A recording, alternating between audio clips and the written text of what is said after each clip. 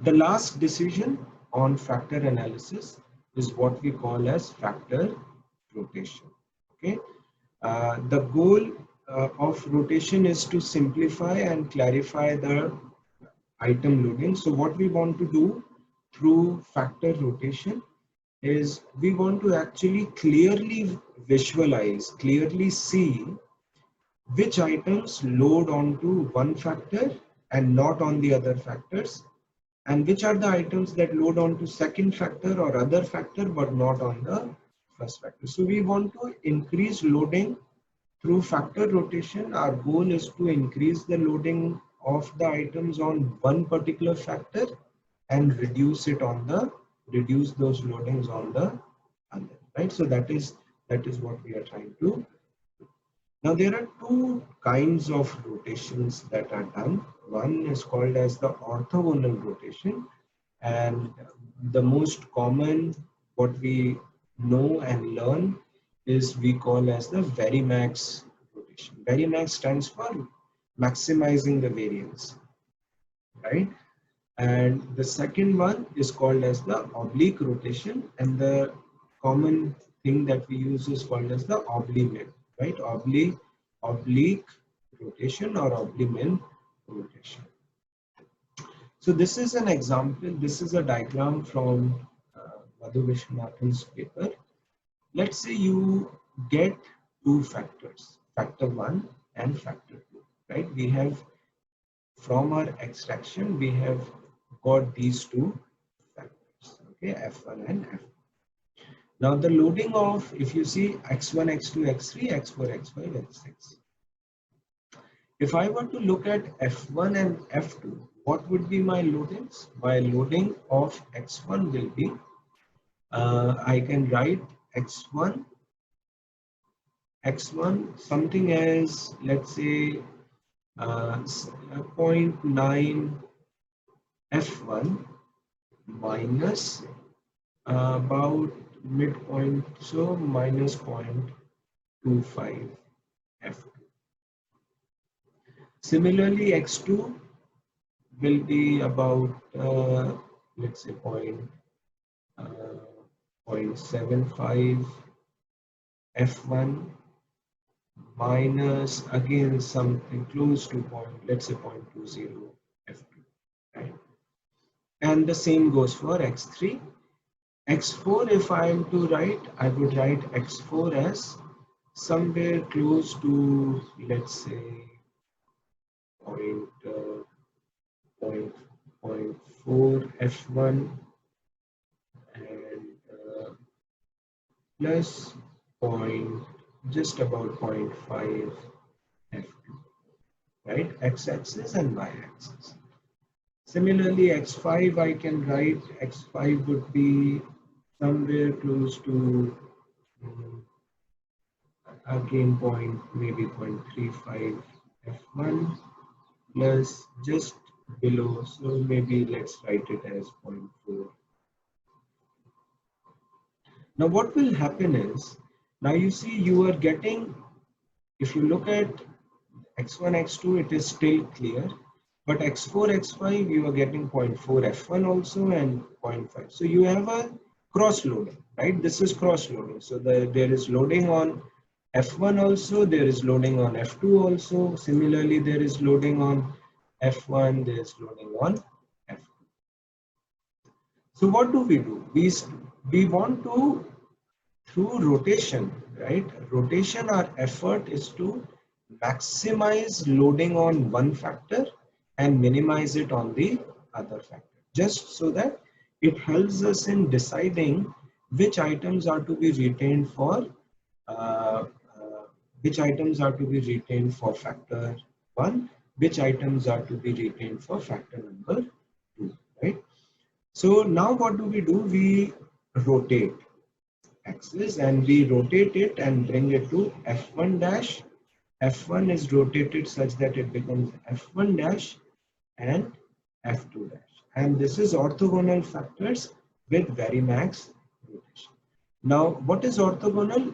You will consider that this angle is still 90 degrees. This angle is 90 degrees even after rotation. So the angle between F1 dash, sorry, F1 dash and F2 dash is 90 degrees. So this is called as orthogonal rotation. So what will happen now?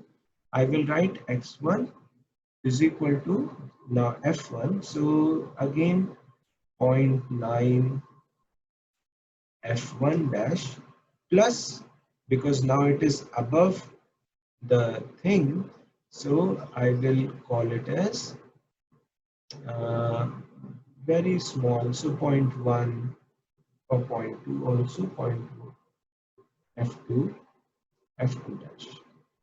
X2 would be again 0.8 F1 dash plus point similar 0.1 F2 dash. If I go to X4, now you see what has happened is with this rotation, the loading on this dimension has gone down.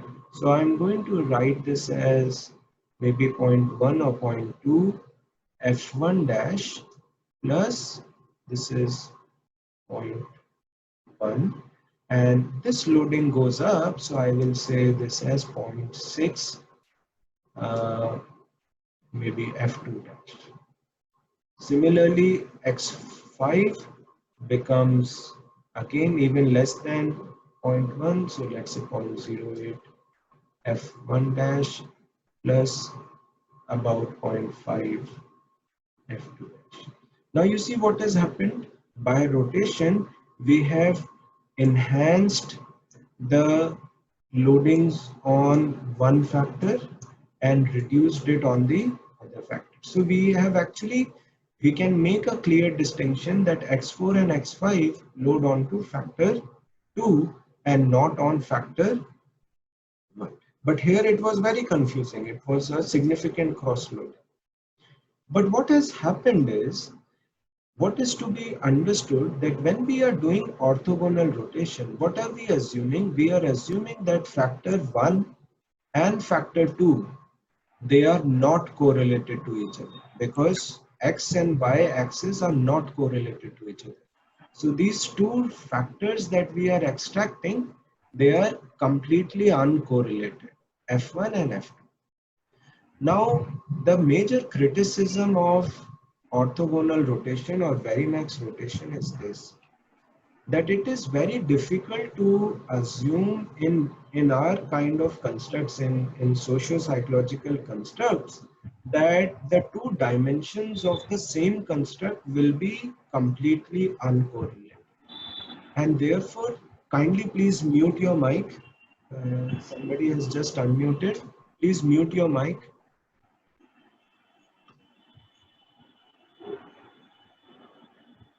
Okay, please mute yourself.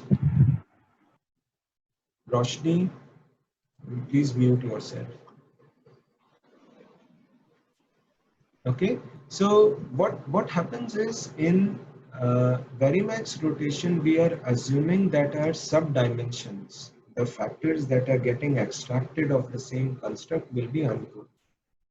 This is possible in PCA. When you are doing data reduction, that is maybe an assumption that is valid, that because you are just interested in reducing the data point, so you can go ahead and force Varimax rotation. But when you are doing factor extraction, you should, this is a very strong assumption of Varimax or orthogonal rotation. And therefore, people actually go in for, or people advise, and it is strongly advised, that you should do oblique rotation, which is now F1 and F2 dash, which is oblique factors after direct oblique rotation.